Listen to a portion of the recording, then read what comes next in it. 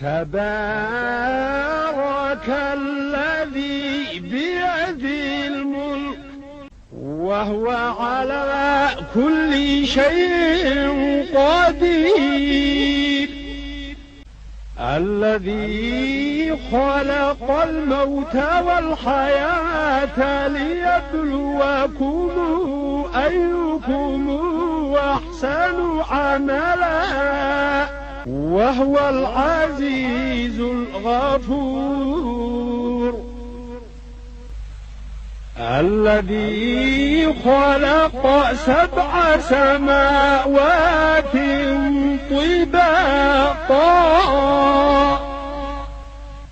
ما ترى في خلق الرحمن. ومن أعرض عن ذكري فإن له معيشة ضنكا ونحشره يوم القيامة أعمى.